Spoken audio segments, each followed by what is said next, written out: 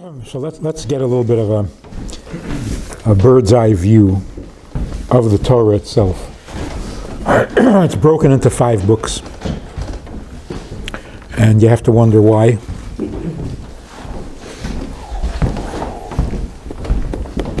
So if we look at just the titles, the names of the 5 books, we get to see an interesting thing. In English or Latin or Greek or whatever it is, the first book of Torah is called Genesis. But Genesis means the beginning, the origins. The word Bereshis, the Hebrew name for the book, Bereshis, in the beginning, emphasizes that it is not the beginning. It's early on, but it is not the beginning. So that translation is a bit misleading. In the beginning means that the plan itself, the origins of the world, is a plan, not an act of creation. So before you actually do creation, you first have to have a vision, a blueprint, a plan. And it's the vision that is the beginning of creation. And early on in that vision, God said, "Let there be light." But saying, "Let there be light," or even creating the earth, that's not the beginning. It doesn't start with creation. I mean, literally, it starts with creator, not with creation. So where does creation happen within God? When he actually creates? No, it must have its origins in a more embryonic state. So the real origin, the real beginning, the true genesis of creation is God's desire, which produced a plan, which produced a vision, which produced the actual making of the world. So there's one plan, and that is God wants a dwelling place in the lowest world. That was the vision. That you create all the worlds down to the lowest, where you can go no further, and then elevate that to become one with him and complete the circle, and everything becomes one. So ultimately, God is about oneness. Now, the first project in any true creation, or the first step in any project, is who you're working with. Who you're working with. God's plan is that the world should become a dwelling place for him. Well, who's going to do it? What's your cast of characters? Who's your staff? The first book of the Torah is just cast of characters. That's what it is. It introduces you to Adam and Chava, to Noach, to Avraham, Yitzchak, Yaakov, and they go down to Egypt, and that's where it ends. So basically what we're told is there is a people, there's a chain. It starts with Avraham. It finishes with the tribes, the 12 tribes who make up the Jewish people. Now you know who is responsible for making the world a dwelling place for God. End of project 1. And so the book ends. The next book is really the next project. What's the next step? Now what? You know who's going to do it? What do you need to know now? The next step is where? Location. Where is this dwelling place going to be? In the lowest world, but in what part of the lowest world? Where in the lowest world? Some people feel, some religions believe, God exists in your mind, in your heart, in your faith, in your higher faculties. He's experienced only as a religious experience, as a spiritual event. The physical world is the enemy. It encumbers you, it limits you, it drags you into all sorts of unholy stuff. God is not there. If you want God, you sit on a mountaintop, you meditate, and you find God. The second book of Torah says that's not where it happens. Because the second book of Torah primarily describes the construction of the Mishkan, of the Tabernacle, in painstaking detail. Made out of wood, made out of gold, made out of copper. You make it this size, a cubit and a half. Very physical stuff. And that's where God dwells. This is his tabernacle, his meeting place. The rest of the book, of the second book, is practical laws, civil, social necessities, how to run a civilized society. There's nothing mystical in this book. And even the event at Sinai, God comes down and speaks to the people, that's kind of mystical.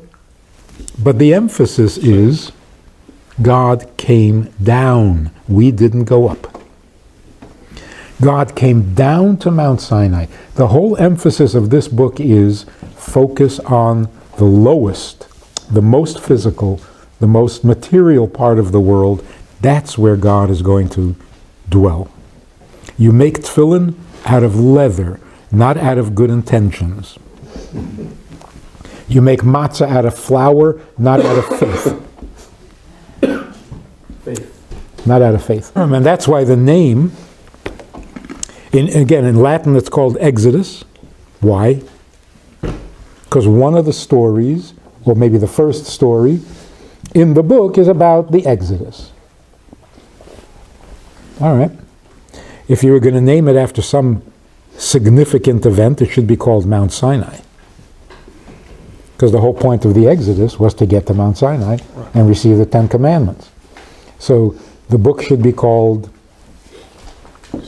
Sinai. Ten Commandments.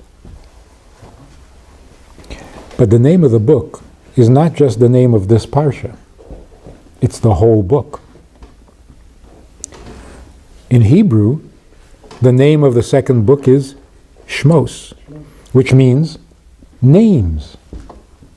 Now that's a strange title, because the book begins with an account of who was in Egypt and who were the children and the names of the children of Israel. Names are given when the soul comes down into a body. Souls in heaven have no names. In fact, when Jacob was wrestling with the angel and he said, "What's your name?" And he said, "What are you asking? We don't have names. We don't go by names up in heaven." So the souls that are even greater and higher than angels certainly don't have names. The name is useful when the soul comes into a body and you need to connect the soul to the body. There needs to be some channel of flow of energy and of communication between the soul and the body. The name facilitates that connection. And that's why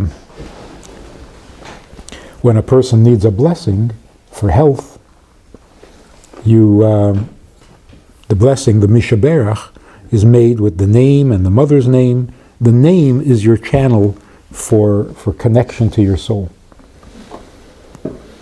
So what does this mean? The second book of Torah is about names. It's not about souls in heaven. It's about souls when they come down into a body, which is when names become relevant. So briefly, the whole book of Shmos, which is the second book, is about where in your home, in your possessions, in your physical life, in your physical activities, in your food. So when people say, "Isn't that strange that God has commandments concerning food, concerning your bed, concerning your clothes, concerning your your field and your scales at work, shouldn't we better not eat, not have work shops, not make money, live on a mountaintop and disavow all physical, material? No, the exact opposite. When our physical stuff becomes permeated with godliness, now we're fulfilling the whole purpose of creation. We get to the third book, we don't have to go into that. The third book is how. All right, we know who, we know where, now how.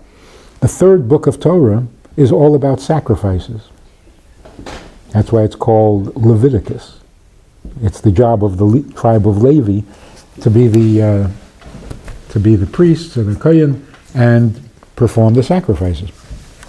A sacrifice means literally you take a goat or a lamb, you bring it to the temple, you put it up on the mizbeach, on the altar, and it rises and is consumed by the divine fire. You actually see the physical become spiritual or godly. So it's the how. How do you elevate an ordinary goat and turn it into something holy? The fourth book, very briefly, is called Desert, in the desert. In English, it's called Numbers. Again, it's not a good translation. In the desert, the fourth book is about when. So the first book is who, the second book is where, the third book is how, the fourth book is when. Because we got to have like an